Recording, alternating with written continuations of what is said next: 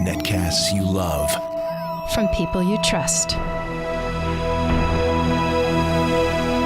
This is Twit.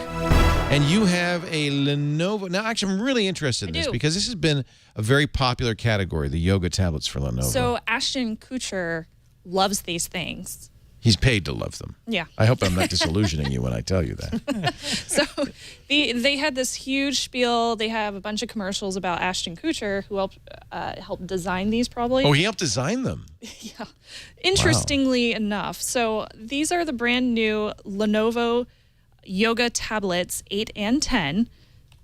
So there's two different sizes. Yes. And they are basically exactly the same. Are these Android devices? It looks like they are. They're Android 4.2.2. They're Jelly Bean. And the reason I asked, Lenovo also, of course, sells Windows devices, but this is their Android Jelly Bean. And they are available in 16 gigabyte or 32 gigabyte versions. The smaller one is very small. It's very cute and teeny tiny. It's only 8 inches, so it's very tiny. And it weighs less than a pound. It's 0.88 pounds, and it's only 0.12 inches thick. So if I turn this on its side, you'll see there's this stand right here, which I'll get to, and it's very, very thin.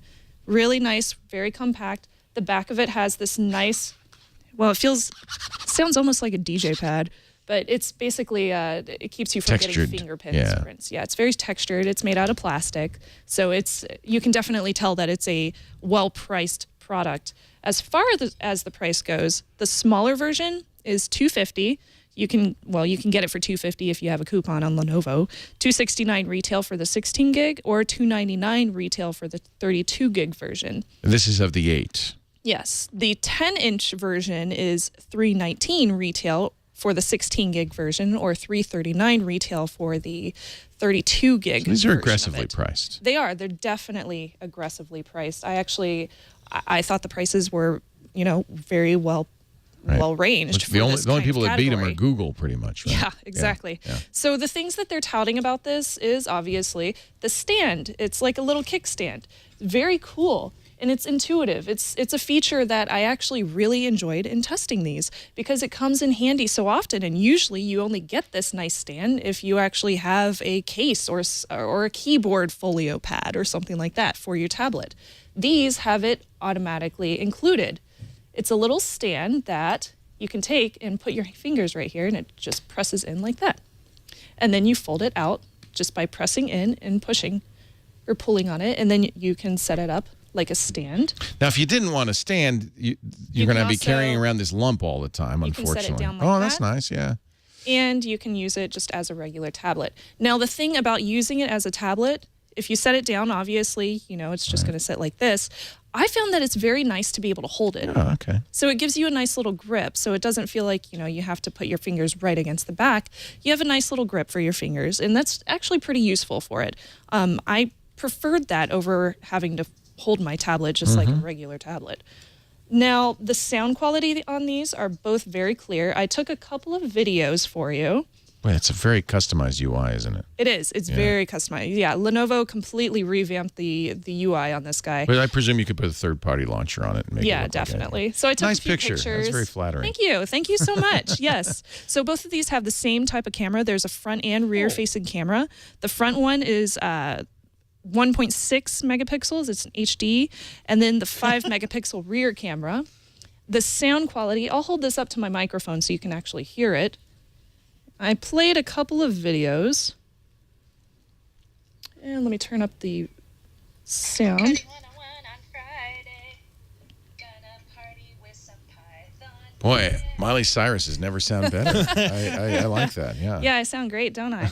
So both of the speakers are on the front, which is also a very nice addition instead of being on the back. So it doesn't get muffled whenever you're playing videos. The camera is just okay. It's pretty average for this price range.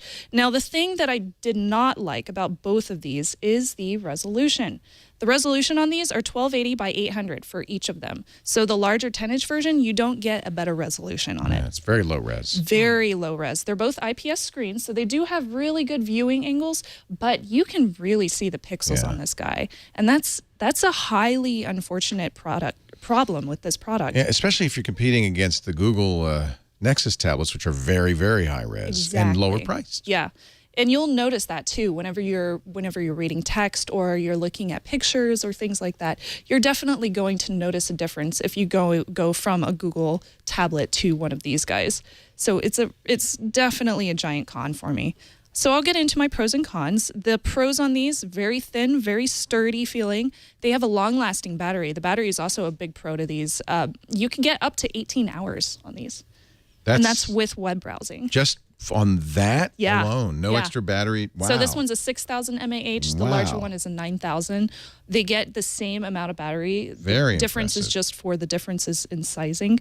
It's a very impressive battery. And if you're playing lots of games on it and things like that, you could get around 10 hours, 10 to 12, if you're doing really, really heavy duty stuff on it. So that's a definite plus for me, and very clear, very loud sound. I really like the front-facing speakers.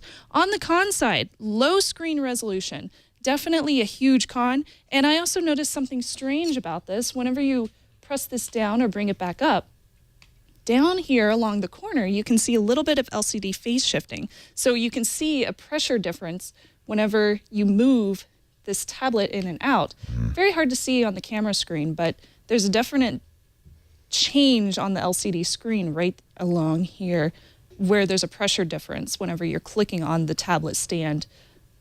Yeah, you can't really see it in the camera frame, but trust me, it's there. Here, I'll show you, Padre. I know, I see it. I see it all the time. Yeah. Oh, yeah. Oh, totally.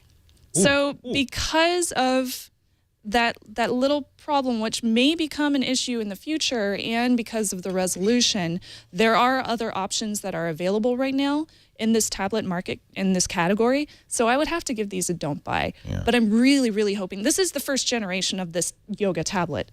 So I'm really hoping on the next generation that they create, and I really hope they do. I would love to see a higher resolution version of this, because I think that it would be a really good seller. $249 for the base 8-inch model compared to $229, and in fact, some cases less for the Nexus 7. So it's more expensive, yes, but gives you less than the Nexus 7. I think it's good battery, really cool tablet stand. Did you do the pros and cons, or do you want to do that? I again? did. Okay. So a buy, don't buy? I would give these a don't buy. Yeah, I have to think. If they could only get a little bit less expensive or a better screen. It seems like the screen is the real disadvantage there. That would definitely sell me. Thank you, Shannon. More snubs, our producer. Love having you on the show.